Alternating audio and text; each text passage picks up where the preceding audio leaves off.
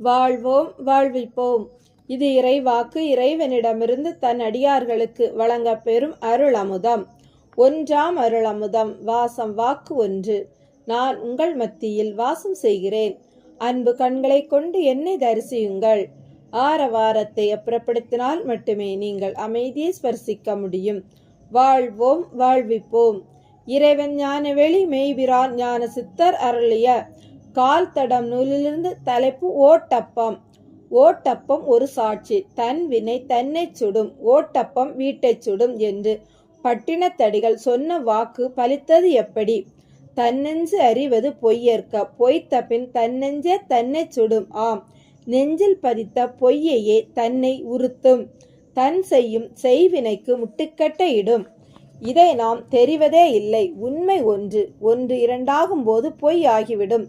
ஒன்று என்று இருக்கும்போது அது மட்டுமே தெரியும். 2, 3 தெரிந்திருந்தால் ஒன்று மட்டுமே வருவதில்லை. இடையிடையே 2, 3 என்று அறிந்தவைகள் எட்டி பார்க்கும். ஒரு நிலையில் நின்று முடிவெடுக்க முடியாமல் மாற்றி மாற்றி சிந்திப்பதற்கு காரணம் மனம் பொய்யை உள்வாங்கி வைத்திருப்பதால் பல கோணத்தில் ஆராய ஆரம்பிக்கும். அது நல்லதோ கெட்டதோ தன்னிடம் மாட்டிய பின் மாற்றி மாற்றி யோசிக்காமல் தன்னால் இருக்க முடியாது. கண்ணாடி ஒன்றாக மட்டும் இருந்தால் பின்பம் ஒன்றாகவே தெரியும். கண்ணாடி உடைந்து பல கீறல் விழுந்திருந்தால் தெரியும் பின்பமும் பலதாகி விடாதா? பொய்யை உட்கொண்ட மனது எதையும் பலதாக்கி விடும்.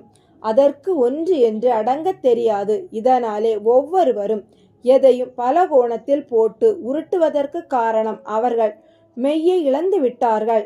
பொய் பல ரூபத்தை காட்டி சிந்தனையை விரித்து கொண்டே செல்லும். இதுதான் மாயை. இதனால் எந்த காரியமும் உடனே நடத்த முடியாமல் ஆகிவிடுகிறது.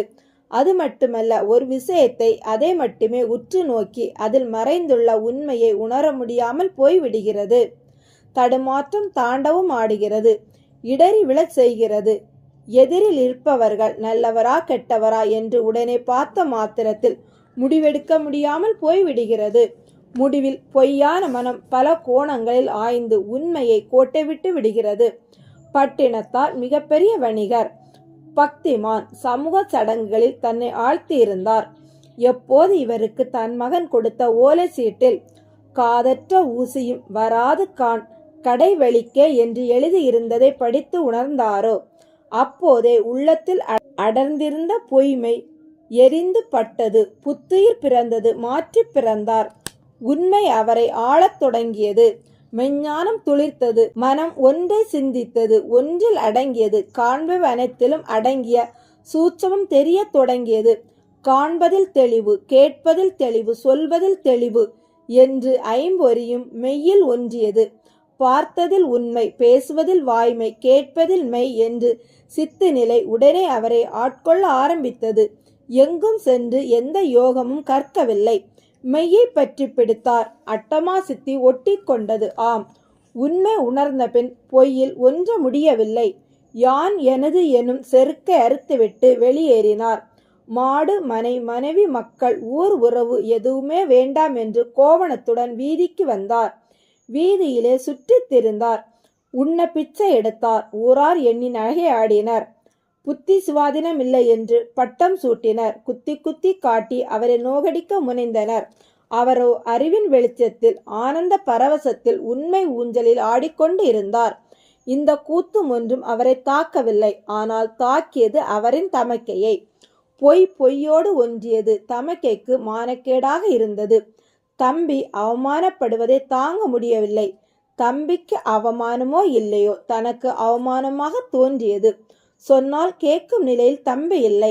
இதற்கு முடிவு தான் செய்ய வேண்டும் என்று தீர்மானித்து தம்பிக்கு பிடித்த ஓட்டப்பத்தை விஷம் கலந்து செய்தாள். அன்புடன் அவருக்கு உண்ண கொடுத்தாள். கையில் வாங்கினார். பிடித்த ஓட்டப்பம் அக்கால் சுட்டது. உற்று பார்த்தார். உண்மையில் ஒன்றிய உள்ளம் உள்ளதை சொல்லியது. கொல்வதற்கு விஷம் கலக்கப்பட்டுள்ளதை சிரித்தபடி தன்வினை தன்னை சுடும், ஓட்டப்பம் வீட்டை சுடும் என்று அக்காளின் வீட்டு கூரையில் வீசினார். வீடு பற்றி எரிந்தது. அக்காள் அவர் காலில் விழுந்து அழுதாள். இந்த உண்மையை கண்டறியும் அறிவு, சொன்னது பலிக்கும் தன்மையும் எப்போது வந்தது? எப்போது பொய்யை வீசிவிட்டு மெய்யை பற்றினாரோ அப்போதே சித்து அவருக்கு கைவசமானது.